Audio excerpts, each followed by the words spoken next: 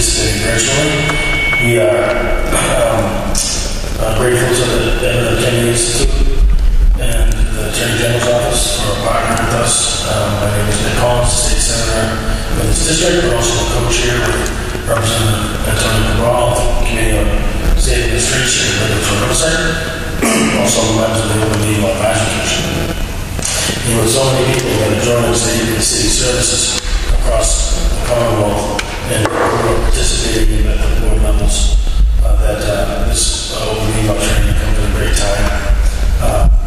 And we think it will be valuable to people here in the region and across the Commonwealth. And then want to turn it over to my colleague and friend, Representative Cabral, to say a few words. Well, good evening, everyone. It's wonderful to be in this space. This is a beautiful place. This is actually my first time in this space. So, for those who are out following us through stream, welcome as well. This is an opportunity to really get people involved and trained and understand how the Open Meeting Law really works, because that's the key for public meetings. As you know, we are under new so-called temporary rules on some of the Open Meeting Law aspects and public meetings in general. Because of the pandemic, we have the legislature extended those pandemic rules until March of 2025. So to give time to all the communities throughout the Commonwealth to sort of begin to get ready for what's coming and the differences and the things that we're going to be probably changing when we adopt when we adopt those rules, temporary procedures that end in March of 25. Hopefully we'll have in place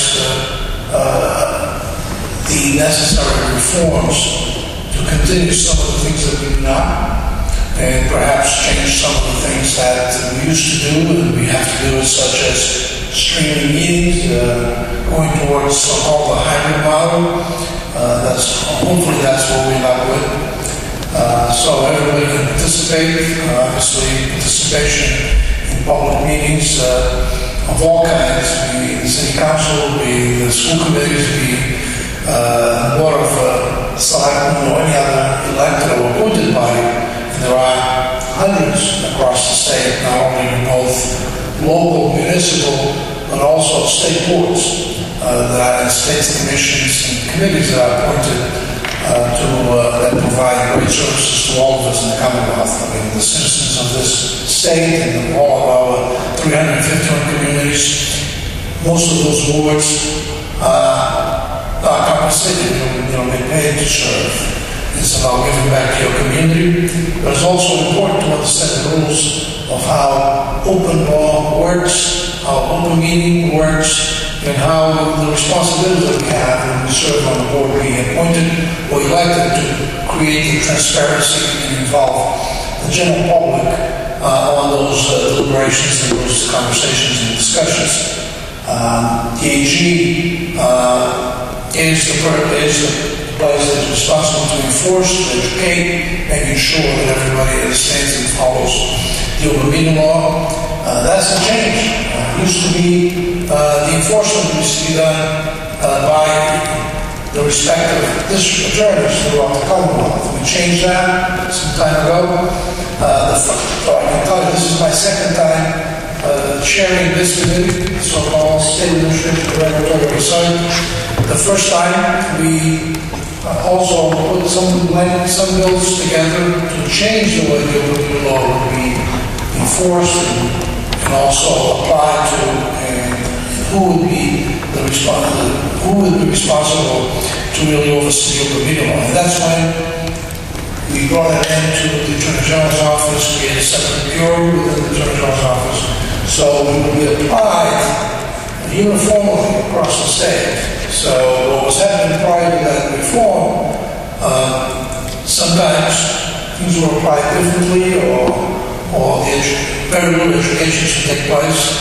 And I think it's been a great change, that particular change. We have to do some more changes to accommodate the changes since the pandemic, and those should be coming before March 25. But for the meantime, for now, we thought it would be a good kickoff to prepare us and to prepare everybody across the state of what the rules are now. And eventually, when some of those might change, and they could change, and I hope some of them do change, we will be proposing some changes going forward to be adopted by the legislature. Once those happen, then probably the AG will work with us again and make sure that everybody understands what those changes might be or might not be. So again, thank you. Again, a big thank you to the AG's office and to Senator Collins as well for getting us this great space and provide some good education this evening to those who are here in person and also to those who are following this training and this education training via the internet. This is being streamed over by the legislative webpage. It's being recorded, so you can go back sometime and go to the legislative website, and you can always go and revisit this particular session. Again, thank you very much. Hope you enjoy it.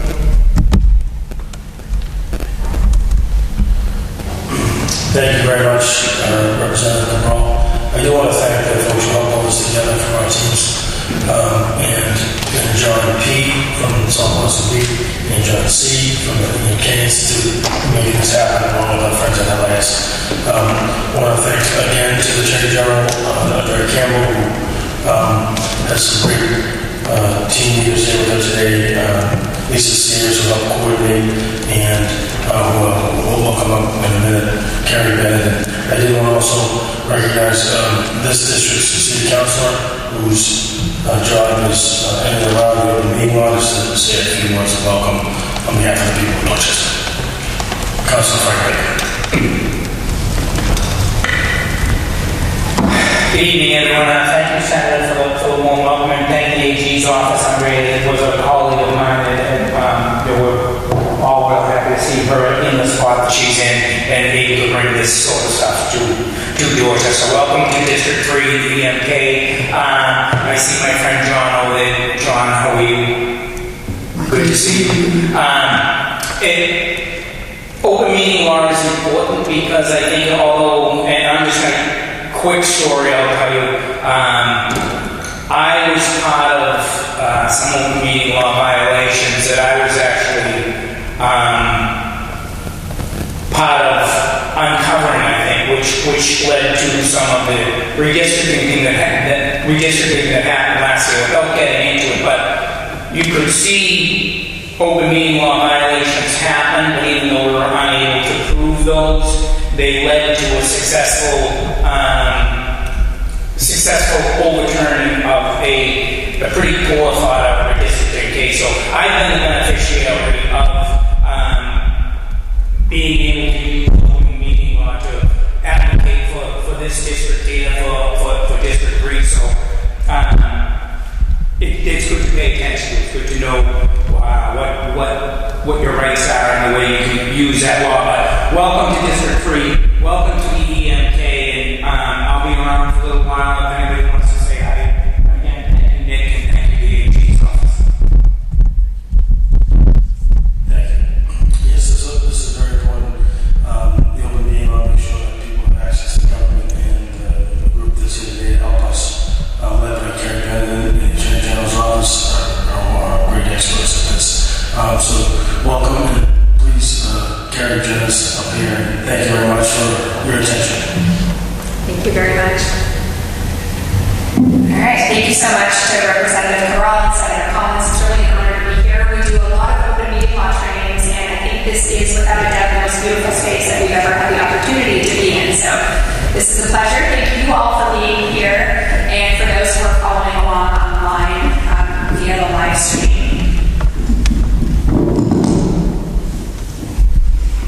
So when we train on the open meeting law, a lot of the time the people that we are training are elected officials, they're members of public bodies, but I'm curious here today, how many of you, by a show of hands, would identify yourself as a member of the public? somebody who attends meetings, an activist, an involved citizen. Quite a few, which is really great to see. Because even though we do focus a lot of our education and outreach on training the people who are obligated to comply with the open meeting law, what we do find is that it's actually an informed citizenry that often holds them accountable. Those are often the people who know that something isn't being done correctly, that raise a concern, that can even fix something on the fly during a meeting if something isn't being discussed appropriately. And so we really are grateful every time that we see people who are just members of the public who are here to learn and to help ensure open meeting law compliance throughout the state.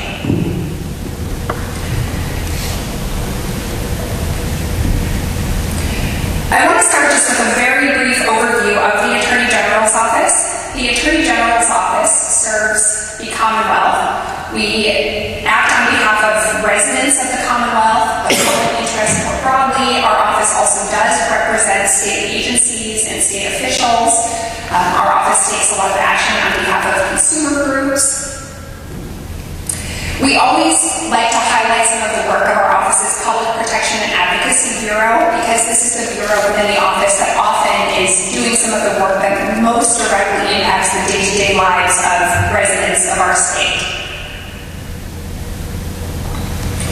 And the Attorney General's office has 4 locations around Massachusetts in the Division of Open Government. We all work out of the Boston office, although we do our outreach and education and enforcement statewide. So with that, let's get into the nuts and bolts of the open meeting law. I know that's what all of you are here for. The open meeting law is a law that was written by the legislature, enacted by the legislature, and it aims to seek a balance between transparency, accountability, and government efficiency.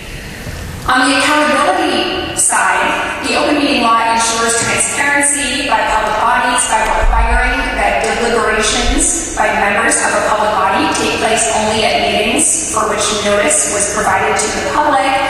Deliberations usually need to take place in an open meeting. There are limited provisions for executive session, and the public, of course, has a right to access those meetings with the exception of limited executive sessions. When it comes to the Attorney General's role, as Representative Cabral already alluded to, the Attorney General's office does not write the open meeting law, but we are responsible for enforcement. And we have other roles as well. We do a lot of education and outreach like this. Our office promulgates regulations, so regulations are considered part of the law that we enforce. They, in many instances, provide additional clarity as to what the open meeting law requires. We receive open meeting law complaints, often from members of the public, just like those who are here today, and we investigate those complaints and we take enforcement action when necessary.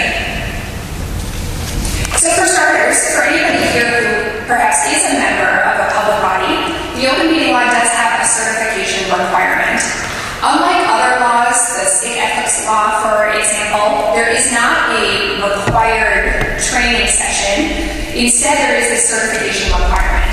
So all members of a public body, a school committee, a select board, a planning board, are required to sign the certification form. It's available on our website. What it looks like is on the screen right now. And what this acknowledges is that the person has received certain educational materials, reviewed the text of the open meeting law, and that they understand the requirements of the law and the consequences for violating it. So now I'm going to give you a roadmap of what we are going to cover today when we talk about the requirements of the open meeting law.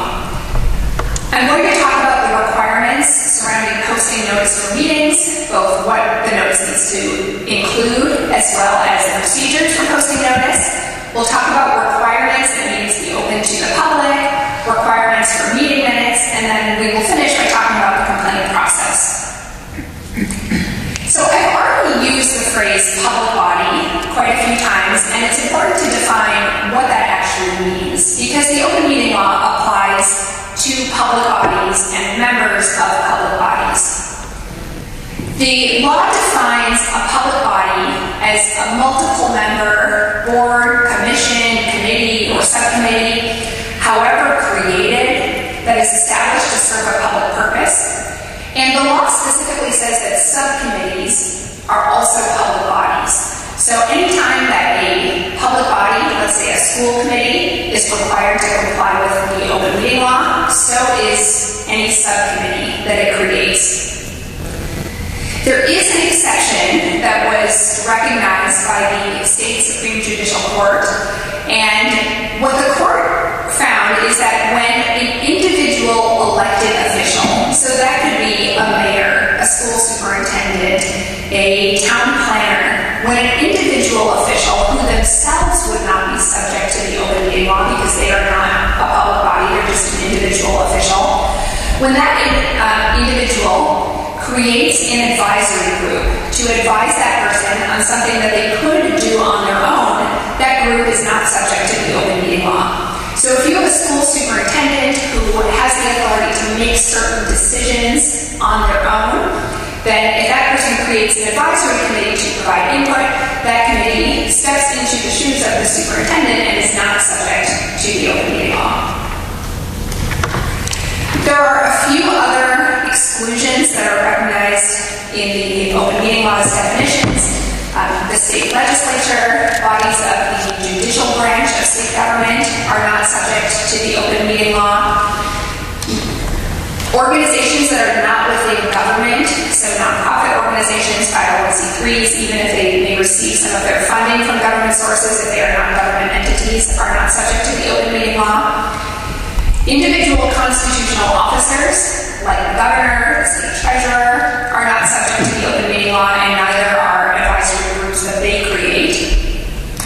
And then informal groups, like a focus group that does not have a set membership and that doesn't take official votes or formally recommend action, are also not subject to the open meeting law.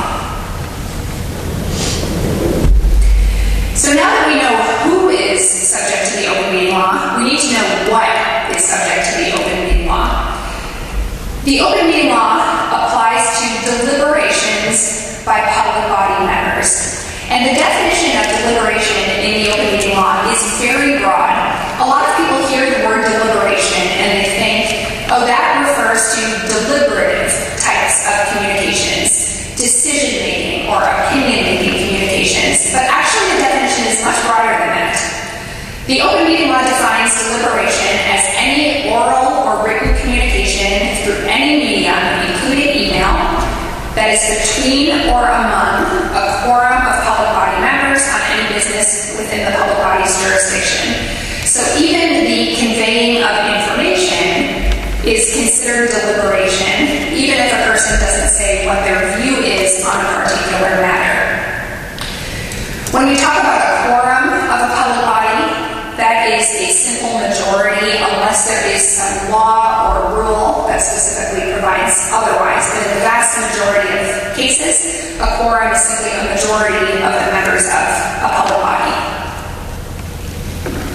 And one thing that I should have said at the beginning is that I welcome questions throughout. So if I'm going too fast or sharing so much information and you'd like me to slow down or clarify something, for those who are in the room, feel free to raise your hand. I'm happy to take questions as we go, or I'll pause a couple of times as I switch topics. But I welcome this to be an interactive session, and for those who are viewing online, I'm not sure if there's a method to submit questions, but happy to take them as we can.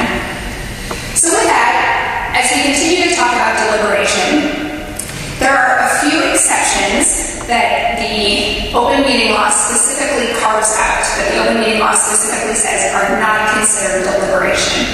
So first, it's not considered deliberation to send agenda or scheduling information.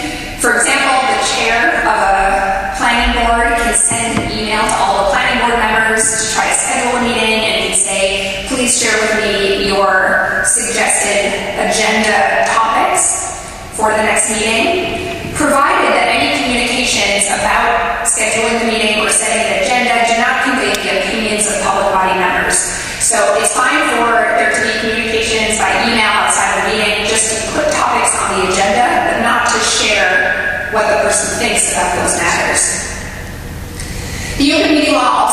specifically allows distributing reports or documents that may be discussed at an upcoming meeting, provided that no opinion of a member of the public body is conveyed in those documents.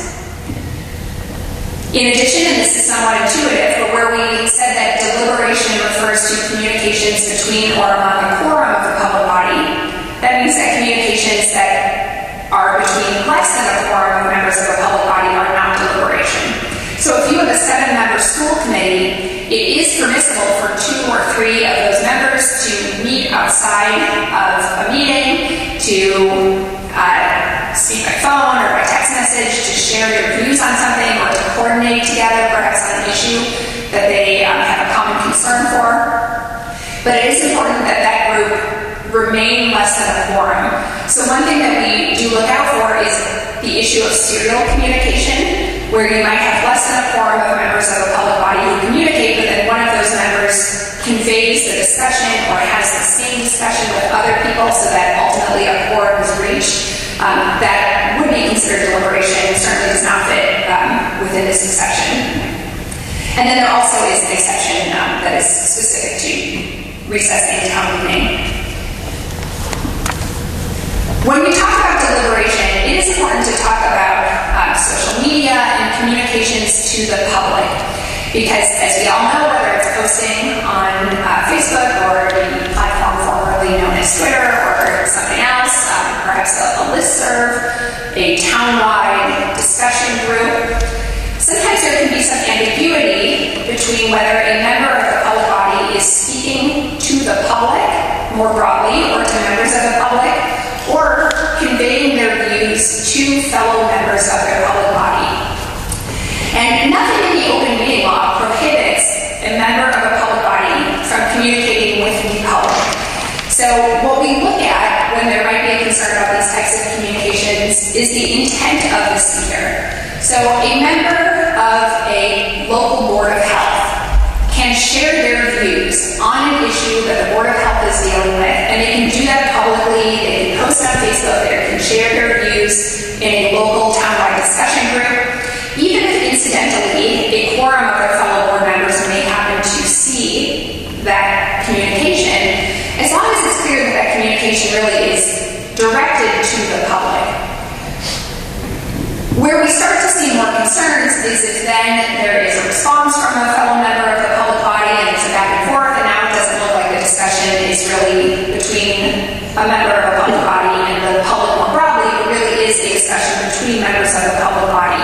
So the line here sometimes can be unclear, but we do want to make it known that the open meeting law does not prohibit members of the public body from engaging with their constituents and with the public. So now that we know what deliberation is, the definition of meeting is actually very clear. A meeting is simply a deliberation.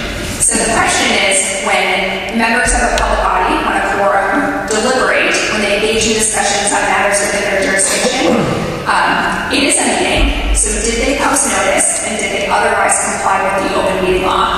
Because any deliberation is a meeting. It's just a question of whether that meeting complied with the law. There are, again here, a few exceptions, although I wouldn't even really say that these exceptions that are written into the law are quite exceptions to the definition of what a meeting is. They actually are situations that do not satisfy the definition of a meeting. So let me give you some examples of those.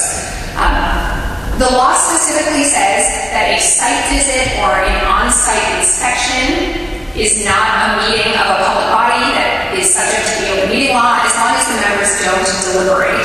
So that's somewhat intuitive. If they don't deliberate, then it's not a meeting. The options for an on-site inspection, for example, perhaps a school committee is visiting the construction site of a local elementary school that's being built. They can either all go to the site inspection as a group, but not engage in any discussions. They can go in small groups of less than a quorum so that they don't need to worry about sharing their views or pointing out concerns. Or if it's in an accessible location, they can actually just open it up to the public. So those are options for site visits. Town meeting is not subject to the open meeting law, so town meeting is subject to different laws and is specifically excluded from the open meeting law's reach. In addition, the open meeting law specifies that members of a public body can attend meetings of other public bodies or can attend public events, provided that they don't deliberate. So that's a situation that came up in some of the Boston situations that were alluded to earlier, where members of a public body, even a quorum, all attend the same event together. And the question is, did the members end up engaging in deliberation at that event, which is not permitted, or did they simply attend as any other members of the public would, which is permitted? Yes, that's the question. Would that be the, because I was going to ask the question, would that be the press conference that was held you were talking about? I'm not referring to a specific event, but there have been open meeting law complaints that were filed about the Boston events that we have not resolved yet. But in general, the open meeting law is very clear that attendance by a quorum at a common event by itself is not problematic. The question is whether there was deliberation by the quorum of members who were in attendance. So now we're going to talk about posting notice for meetings. Posting notice for meetings really is one of the fundamental requirements of the open meeting law, because without adequate notice to the public that a meeting will be held, the public does not have the opportunity to attend, to witness deliberations, to know whether a meeting is even worth attending. So let's talk for a few minutes about the requirements for posting notice of meetings. The open meeting law requires that notice be posted at least 48 hours in advance of every meeting, not including weekends and holidays. And the meeting notice needs to include the date and time of the meeting. It also needs to include the place of the meeting or the method that the public will use to access the meeting. So for meetings that are being held remotely, where the public can access the meeting remotely, the meeting notice should include clear information for how to access that meeting remotely. If it's being held in person, a clear location for where the meeting will be held. And then perhaps most importantly, the meeting notice needs to include a sufficiently specific list of topics to be discussed. And I'm going to take a minute here because this, the specificity requirement for meeting notices is perhaps the most common issue where we see compliance concerns. Meeting notices that are posted and that don't give enough detail to the public as to what the public body actually is going to discuss. So, as a rule of thumb, we say that meeting notices should be specific enough in the list of matters to discuss that a person can read the notice and have an understanding of what the public body intends to discuss, and that somebody can read the notice and make an informed decision about whether they wish to attend the meeting. So when meeting notices just include generic headings like committee updates, new business, policy review, those sorts of things, they don't tell the public anything about what is actually going to be discussed. So the meeting notice needs to include the specificity, the topics that the chair reasonably anticipates 48 hours in advance of the meeting are going to be discussed. I can give you some more examples. So during the COVID pandemic, we saw a lot of meeting notices for boards of health and school committees that had things like COVID update, when actually what was anticipated for discussion was a discussion about timing for return to in-person instruction. Well, that's very different and of different interest to the public than just saying COVID updates. Or we have seen meeting notices that say things for a school committee like policy updates, when actually the school committee plans to specifically discuss policies related to acceptance of library books. So you can see how the inclusion of that additional detail is really critical to the public's ability to make an informed decision about whether they wish to attend. That said, meeting notices certainly don't need to include each and every detail, but they do need to include enough information that the public has a clear understanding of what will be discussed. There are a few particular rules that we have essentially set in stone.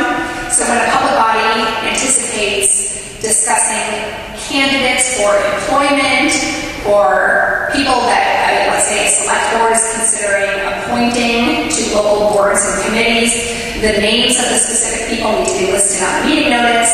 If a public body is going to be doing finalist interviews for a particular position, the names of the finalists need to be listed on the meeting notice.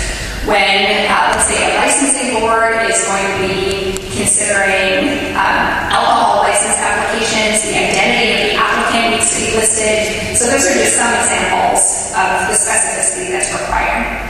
And then finally, the meeting notice needs to include the date and time that it was posted, just so that it's clear it was posted 48 hours in advance. There is an exception to the requirement to post notice of all meetings 48 hours in advance for emergency situations only. An emergency is a situation or a set of occurrences that is unexpected and that requires immediate action. So that requires action that cannot wait 48 hours. This is not simply that something was forgotten from a prior meeting or that somebody forgot a previous deadline and so a matter wasn't discussed. This is for situations that truly were unexpected and require immediate action. So how are meeting notices posted? I'm going to go over this part fairly quickly because some of the details are of primary importance to the clerks and the members of the public bodies who are responsible for posting the notices. So for local public bodies, that's your city and town boards and committees and commissions, the notice needs to be on file with the municipal clerk and available during clerk's office hours. And then every municipality has one official notice posting location.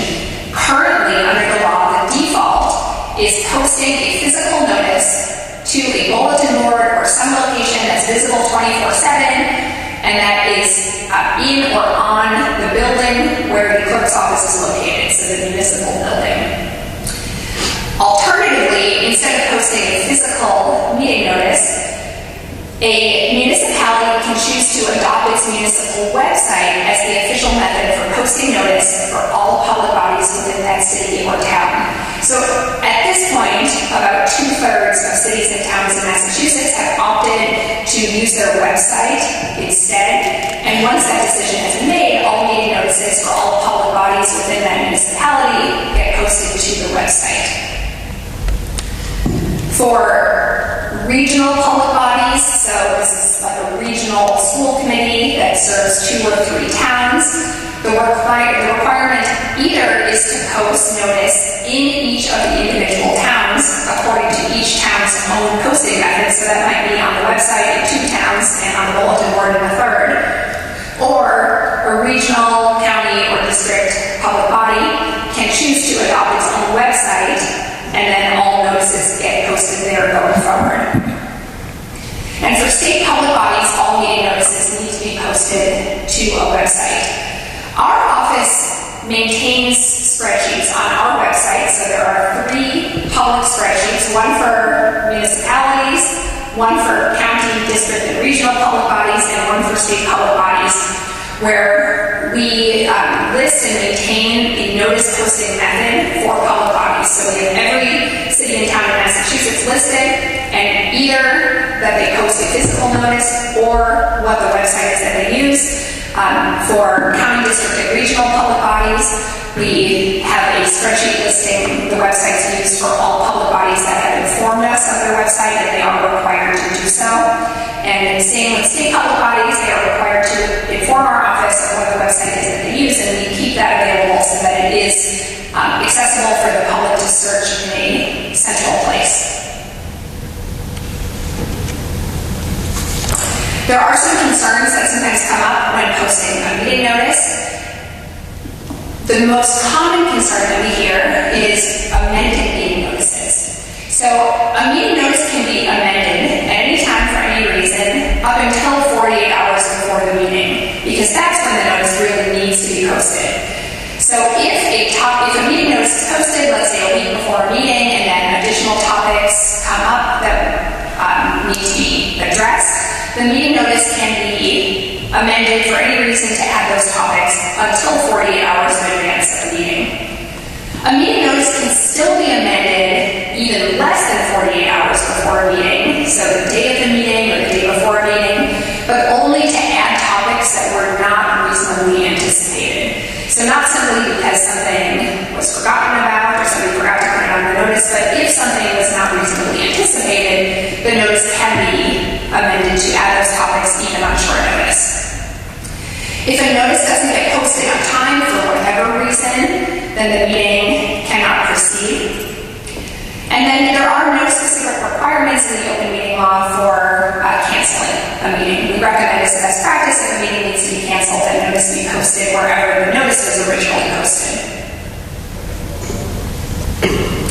When it comes to posting meeting notices on a website, which as I mentioned is the primary method of posting notice for most municipalities in Massachusetts, notices should be easy to find on the website. The preferred method is in a central location like a calendar function, so that somebody doesn't need to poke around on a bunch of different web pages to find the meeting notice.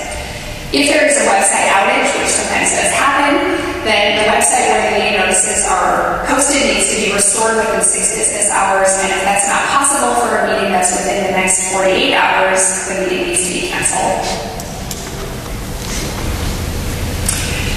There's already been some mention about remote access and remote participation. So we are operating still under temporary provisions that expire in March of 2025.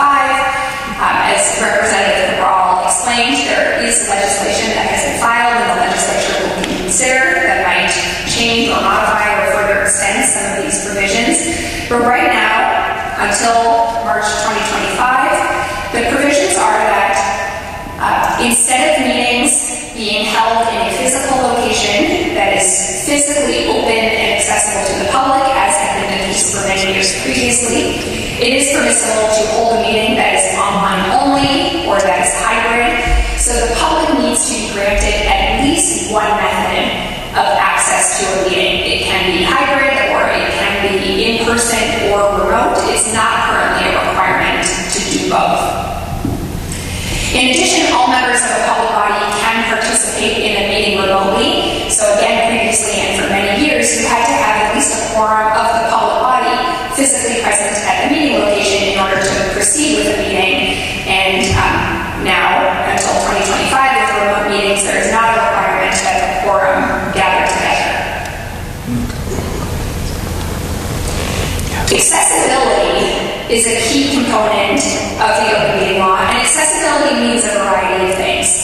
So when meetings are being held remotely, when the public is being provided with remote access to a meeting, the method that is being used to give the public access to the meeting needs to provide adequate alternative access. It needs to be a method that enables members of the public to view the meeting live, to clearly follow the proceedings.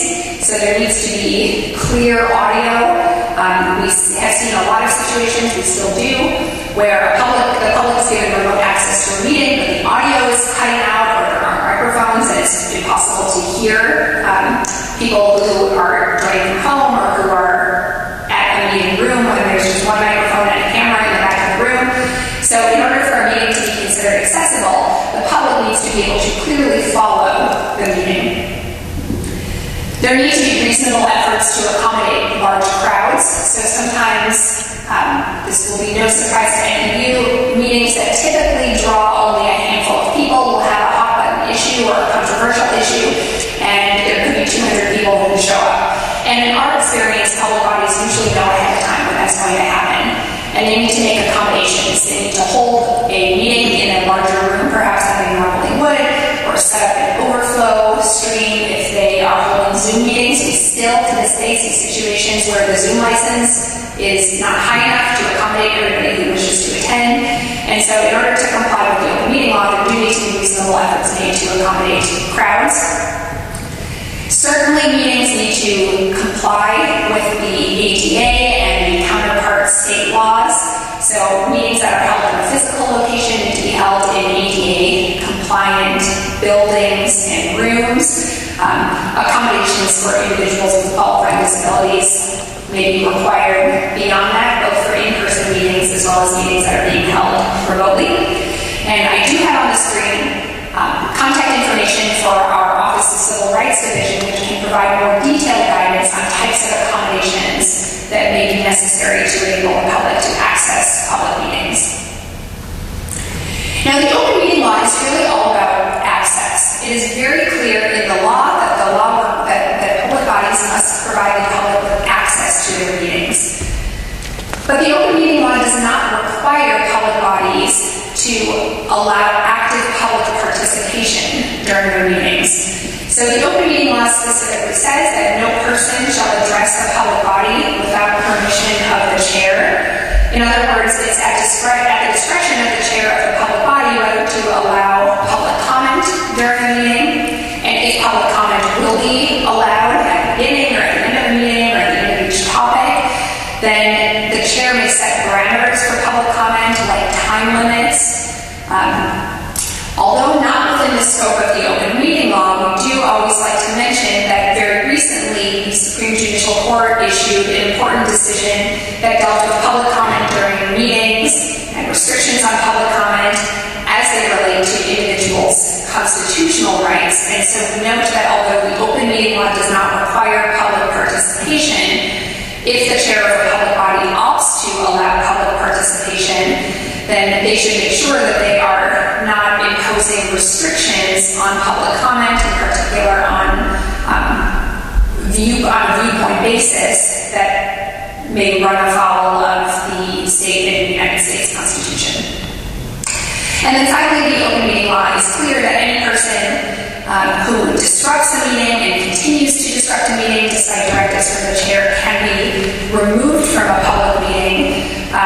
We always state that this should be used as an absolute last resort, since removal of a member of the public from a meeting certainly is contrary to the primary and underlying goals of the open meeting law. When members of a public body participate in a meeting remotely, they can do so by any method of technology that enables them to clearly hear and be heard by other members of the public body. And if you have a hybrid meeting, they need to be able to be clearly heard by people who are attending at the meeting location. But beyond that, the method of technology is really at the discretion of the public body. When you do have a meeting that has members of the public body participating remotely, whether that is the entire meeting being held remotely or in a hybrid fashion, the chair does need to announce at the beginning of the meeting who is participating in the meeting remotely. All votes that are taken at a meeting where any members of the public body participate remotely need to be taken by roll call so that there's a clear record of how each person voted. If there are documents that will be used during the meeting, whenever possible, they should be distributed in advance to the public body members so everybody has access to the same documents in front of them. And then if there will be an executive session during a meeting when members of a public body participate remotely, they need to state at the beginning of the executive session that there is nobody else with them who isn't authorized to listen. So with that, we're going to switch gears and go into executive session. The open meeting law does allow public bodies to meet in a closed executive session for limited purposes. And in a minute, I will briefly go over what the permissible reasons are to go into executive session. But first, I'll quickly go over the procedures for convening an executive session. So first, the public has a right to know generally what a public body will discuss during an executive session. So there needs to be a meeting notice posted, which includes a description of the executive session topic. And then every meeting, even if the entire substance of the meeting will take place in executive session, the meeting still needs to begin in open session. So the public body convenes an open session. The chair needs to state the purpose for the executive session and give as much information as possible about the matter to be discussed without compromising the purpose for the executive session. The public body then votes by roll call to enter executive session. There needs to be an announcement to the public as to whether the public body will reconvene in open session, so people who are watching the meeting know whether they should stick around and wait for more discussion. As I mentioned, if there are any remote participants, they need to state that there's nobody who isn't authorized who can hear the meeting. And then all votes that are taken during an executive session need to be taken by roll call and reported by roll call in the minutes. So I'm going to get in now to the purposes for executive session. But the important thing to note here is that in writing the open meeting law, the legislature specifically identified 10 permissible reasons for meeting in executive session. And as you'll see, none of the 10 purposes are generic reasons like other matters that the public body believes are sensitive. There are 10 very specific reasons to meet in executive session, and only 10. And if a matter, like a topic of discussion, does not neatly fall within one of those 10 purposes, then it's not appropriate for executive session, no matter how important or sensitive the public body believes the matter to be. And in addition, because an executive session is an exception to the open meeting law's general rule of transparency, we do construe these 10 purposes narrowly. So again, a topic really needs to fit within one of the 10 purposes to be appropriate for executive session. I'm going to go through, for the sake of time, the 10 purposes fairly quickly. My intention here is simply to point out that there are 10 purposes, to give a little bit of a mention of what they are, and state that we do have a lot of additional information and resources on our website that further elaborates on what is permissible under these 10 purposes. So the first executive session purpose is to discuss the reputation, character, physical condition, or mental health, or complaints or charges that are brought against an individual. This executive session purpose is unique in the entire open meeting law in that it's the only one that requires the person who is being discussed to be specifically and personally notified in writing in advance. That person has the right to attend the executive session, and they also have the right to insist that the discussion be held in the open if they prefer. Nowhere else does the open meeting law require individual personal notice to a person or a business who might be discussed, only the posting of a public notice. But for purpose one, the individual being discussed must be given notice and has the right to attend. I have to apologize for the purple rectangles. Usually there are some images here and they seem to not be showing up. So imagine here that there is a picture of people sitting around a negotiation table in a conference room. Executive session purpose 2 allows the public body to meet in executive session to discuss strategy in preparation for negotiations with non-union personnel, or to discuss contract negotiations, or engage in collective bargaining.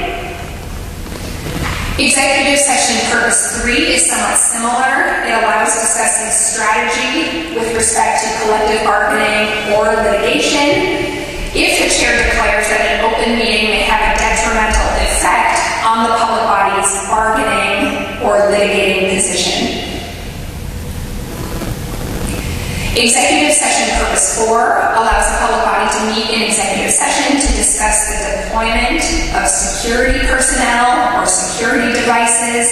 So we've seen situations where school committees rely on this executive session purpose to discuss security measures, the location of cameras, door locking schedules, that sort of thing.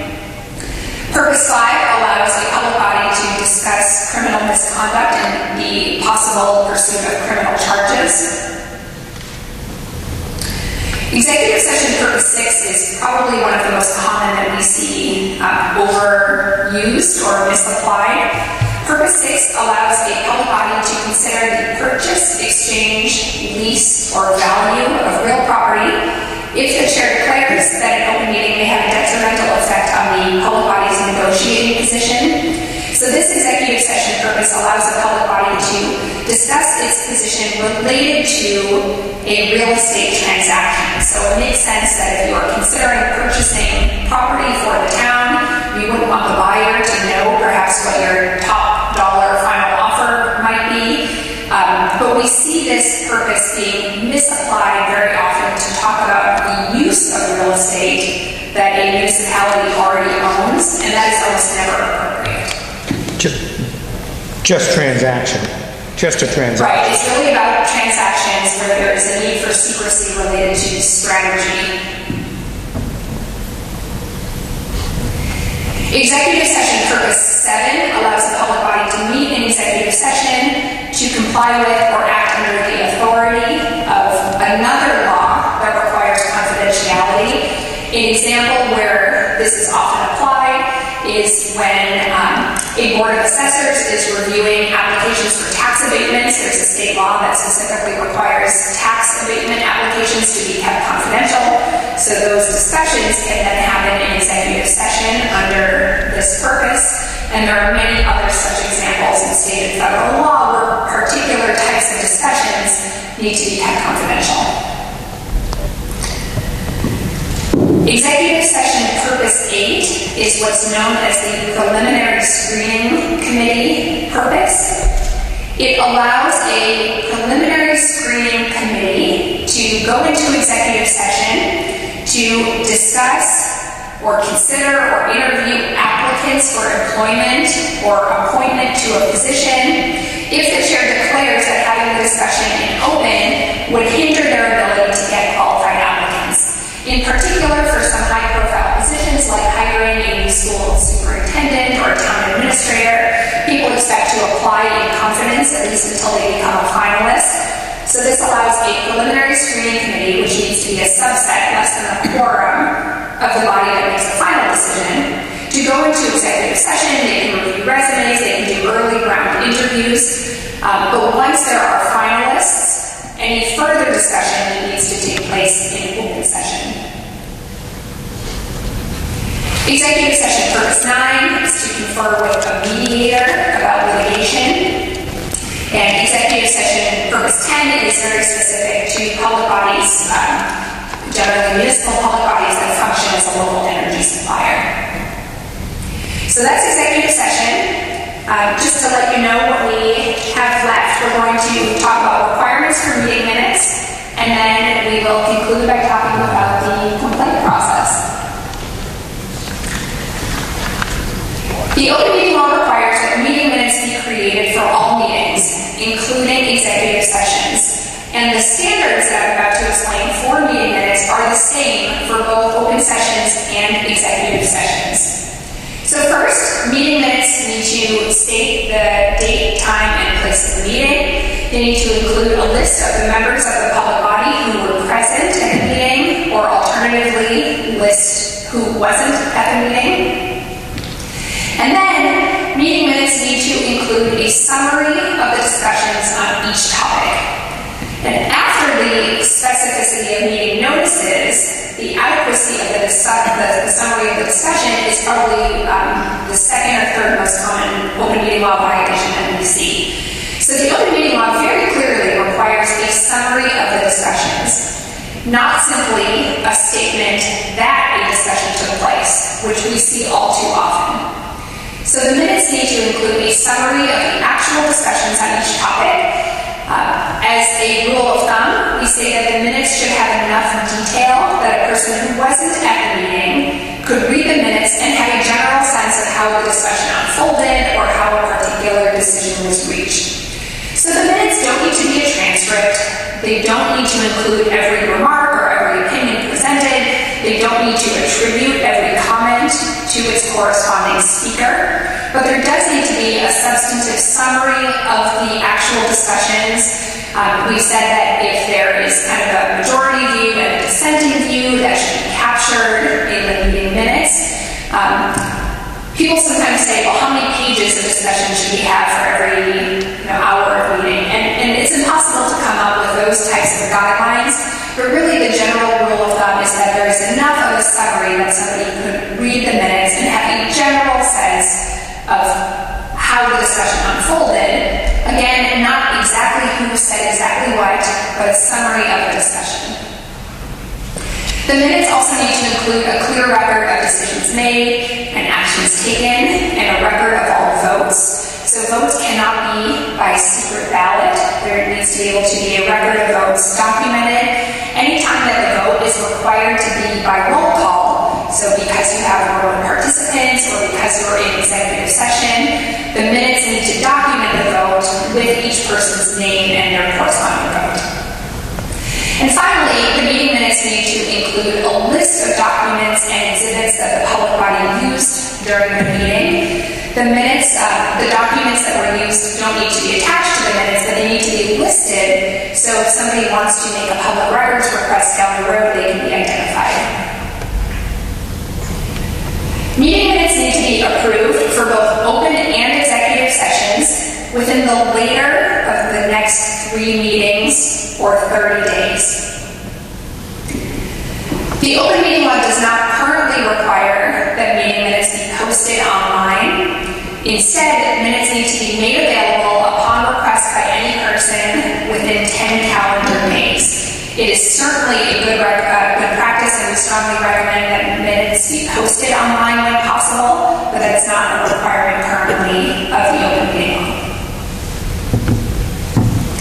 For executive session minutes, as I mentioned, the minutes need to be approved on the same timeline. So within the next 30 days or 3 meetings, whichever is later, but approval of the meeting minutes as an accurate record of what happened at the meeting does not necessarily mean that the executive session minutes are available for public disclosure. Instead, there's more of a process when it comes to executive session minutes. So the open meeting law is clear that a public body can withhold executive session minutes for as long as disclosure would compromise the lawful purpose for having entered into executive session. There's not a clear timeline for how long that will be. There will be some matters where as soon as the action is taken in executive session, the need for confidentiality is over. There are other matters where a matter might not be over for years. If a public body is discussing litigation strategy, the litigation can drag on, and the particular executive session might be kept confidential for a long time. The same might be true when discussing collective bargaining strategy, where public bodies often use the same approaches cycle after cycle.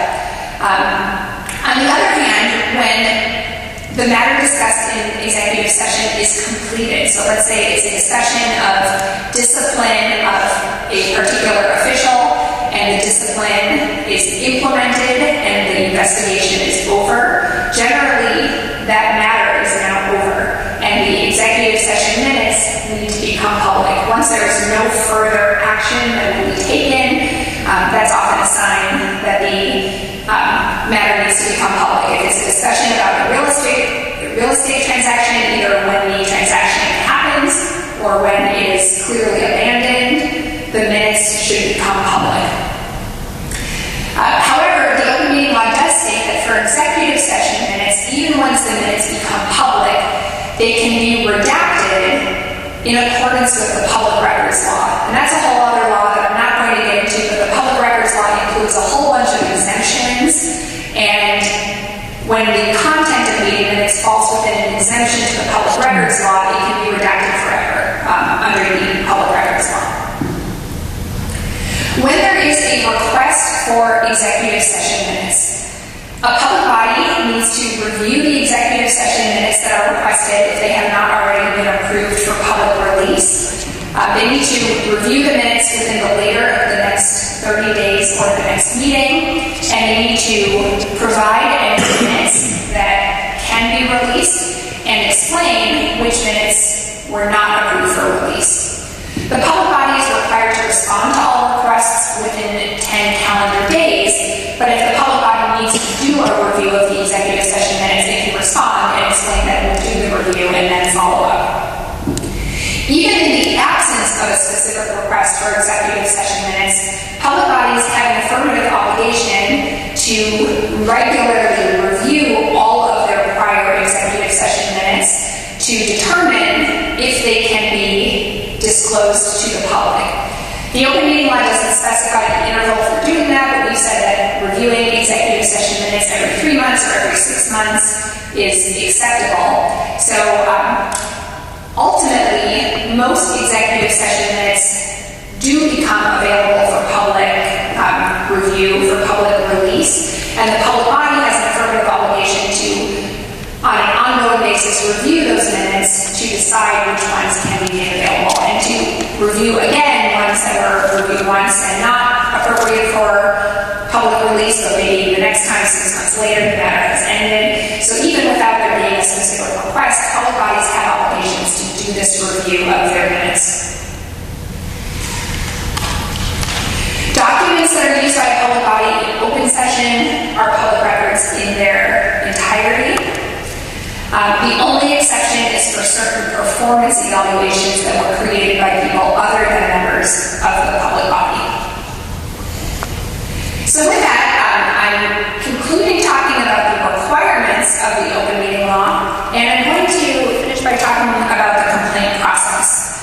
I do want to open it up for questions at this time. If there are any questions about any of the topics that we discussed, I know it's a lot of information, it's a pretty dense law. I'm happy to take questions. Also, at the end of the presentation, we do have a bunch of resources on our website where you can find that information. The website address is there, contact information will be there. So if you don't have questions today, but you have them tomorrow or another day, please do feel free to reach out to our office.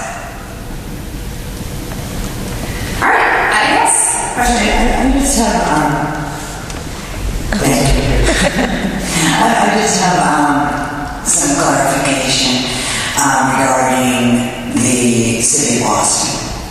So when you have notification for a virtual public meeting, so let's take the BPDA for instance, and it's an article project or whatever type of meeting that they're having, you're saying that it needs to be listed in one place, which would be the City of Boston website. My concern with that is how are our senior population in particular, populations that don't have access to internet, populations that don't have access to computers or high Wi-Fi, how are those populations supposed to know about these particular meetings, whether it be city or state?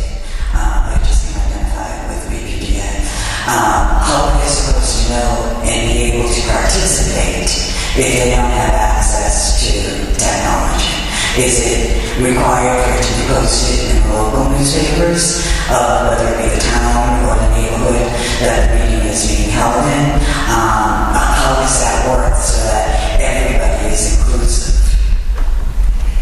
That's a great question, and I can only answer as to what the requirements are of the law, which is that notice of meetings be posted in one location, the official location, which often, as you point out, is a website. Notice does need to be available in the municipal clerk's office during all hours that the clerk's office is open. And one thing I didn't address, but will mention because you brought it up in this really important question, is that oftentimes public meetings, and in particular by the BPDA that you mentioned, include public hearings as part of the meeting. So the open meeting law governs meetings of public bodies, but oftentimes a meeting includes a hearing, whether that's by the BPDA or a zoning board of appeals is holding a particular type of hearing. And there are many different state laws outside the open meeting law that have additional notification requirements for certain types of public hearing. So some of those do include a requirement that notice of a hearing be included in a local newspaper on 2 different occasions, 2 weeks in advance. Certain types of public hearings have laws that require direct mailed notice to abutters who live within a certain number of feet. And so those additional methods of notification are outside of our office's jurisdiction for enforcement, and I don't have the ability to say exactly what the notification requirements might be, but I think in the example that you gave at least, many of those types of meetings are also public hearings, which do have additional requirements that accompany them beyond just posting notice 48 hours on a website. All right, turning to the open meeting law complaint process. Any person can file an open meeting law complaint. Most often, open meeting law complaints are filed by members of the public, but we also receive complaints that are filed by members of the media or even by members of their own public body who wish to bring a concern to our office's attention. Complaints are filed using the complaint form that you see on the screen. It's available on our website. And an open meeting law complaint is filed by first sending a copy of the complaint directly to the public body. It gets sent to the chair of the public body, and in the case of a local public body, a copy also needs to get sent to the municipal clerk's office. Complaints about violations of the open meeting law need to be filed within 30 days of when the violation occurred, or when the violation was reasonably discoverable if it could not have been known at the time that it occurred. And again, the complaint is first filed directly with the public body. When the chair of a public body receives an open meeting law complaint, the chair is required to distribute the complaint to all the other members of the public body, and within 14 business days of receiving the complaint, the public body is required to meet, review the complaint, take any remedial action that it believes is appropriate, and respond to the complainant in writing and include our office on any response. So all of that needs to happen within 14 business days. A public body can request an extension of time for good cause from our office. So the complaint process is really intended to first give the public body itself an opportunity to review what occurred and to potentially acknowledge a violation and to take corrective action, or perhaps to explain why it does not believe that what happened violated the open meeting law. If the complainant is not satisfied with the public body's own resolution or response to the complaint, then the person who filed the complaint with the public body can escalate the complaint to our office. So the complainant is required to wait 30 days after first filing it with the public body. That's to give an opportunity to that process that I just mentioned. Okay, I think it's back. Must have hit the wrong thing. To give an opportunity for the public body to work with the complainant to reach some kind of a resolution. But again, if the complainant is not satisfied, they can file the complaint with our office for review. The outside deadline for filing a complaint with our office is 90 days after the violation occurred, or 90 days after the violation was reasonably discoverable. Once a complaint is filed with our office, we assign it to an attorney in our office who reviews the complaint and conducts an investigation. The scope of the investigation depends a lot on the nature of the complaint. Nowadays, with so many meetings being video recorded, often we will watch a recording of the meeting if available. We will conduct interviews, review documents. What needs to be done really does depend a lot on the nature of the allegation. And then we issue a written determination letter that explains whether or not we find a violation of the open meeting law, and if we do find a violation, what remedy is appropriate.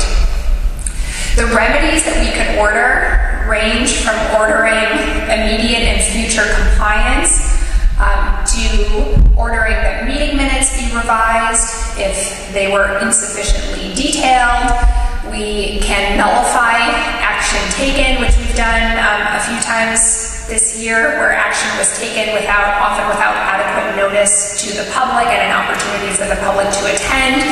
We can order a public body to attend training. If we find an intentional violation of the open meeting law, then we can order a civil penalty of up to $1,000 per violation, which gets paid to the Commonwealth.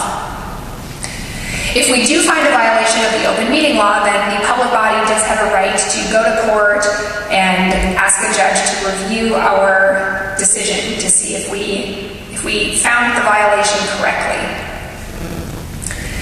As an alternative to going through that whole complaint process, which I just mentioned, which we acknowledge can take some time because of the requirement to first file with the public body, wait for a response, file with our office, wait for us to review it, there is an alternative where 3 or more registered voters can go directly to Superior Court and can bring a lawsuit to enforce the open meeting law.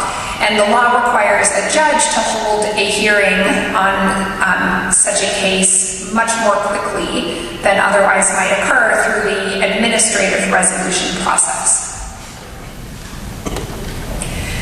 So to review what we've covered today, we started by talking about the certification requirement, the requirement for posting notice for meetings, the requirements that meetings be open to the public unless there's a permissible executive session.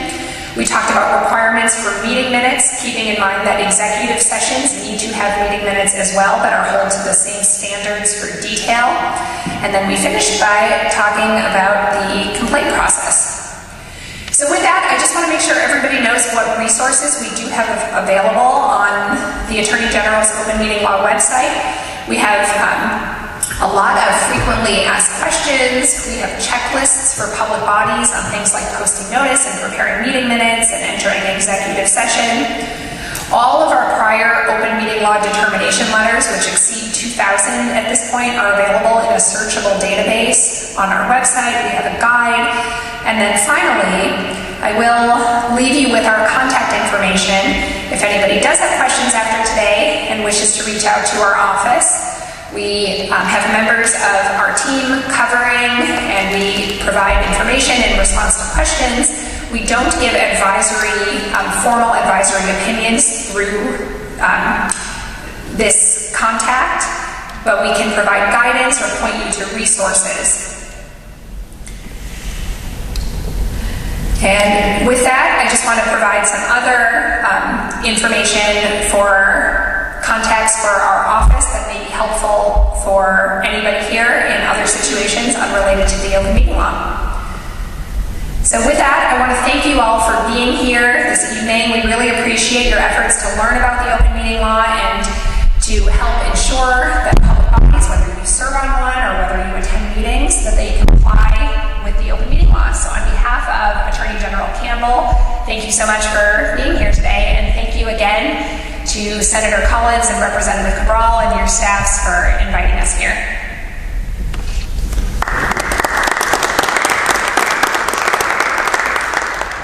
One question. Yes. How often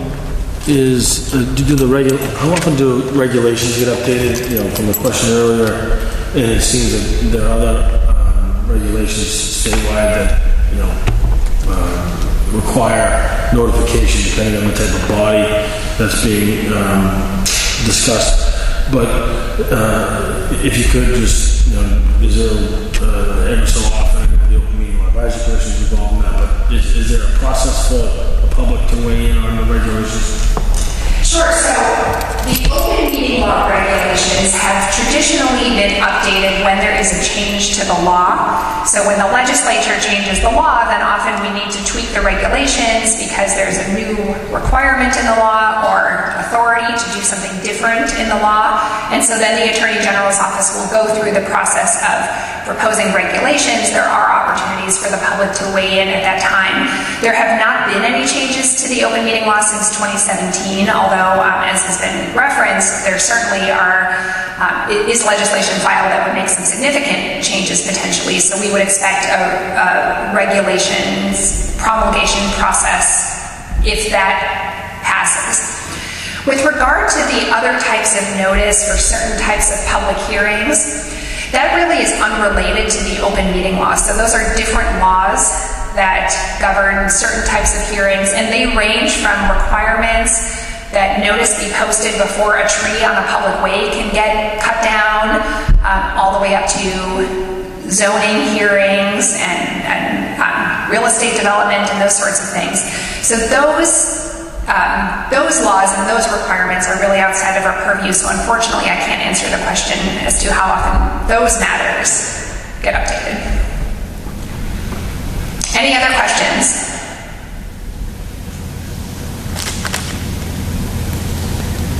Yes? This is just for information. So if you have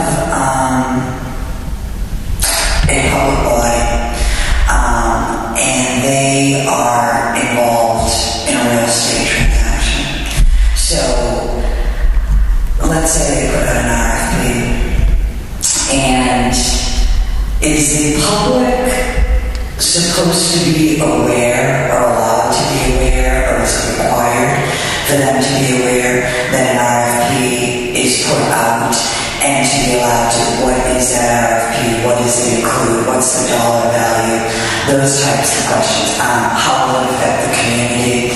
Because if it's a real estate development, then it will affect the community. So what, I guess, knowledge is the public, us being the public, the community, what are we allowed to know, I guess, allowed, or what are we able to know? How does that work so that we have the knowledge, and are we allowed to have input into those types of situations? That's a great question. So the open meeting law doesn't ever require a public body to discuss any particular matter, but if a public body does discuss a matter within its jurisdiction, it has to do it during a posted meeting where the public has notice and can attend. So if an RFP is being discussed and being prepared by the public body, they would do that during a posted meeting. If it's a quorum of the public body that's working on it, they're discussing what it should include, that sort of thing. If it's just a staff member who is drafting the RFP, and I can't speak to how that happens in Boston, what processes they use, then there would not necessarily be a requirement in the open meeting law that a public body discuss it publicly.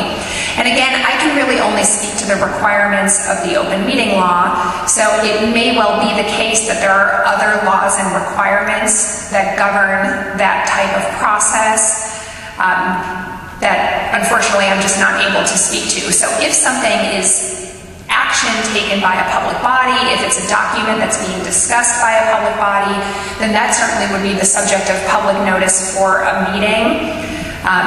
But as to the requirements for how that process happens, that would not be something I am able to advise on. All right, thanks so much, everybody. I appreciate you being here.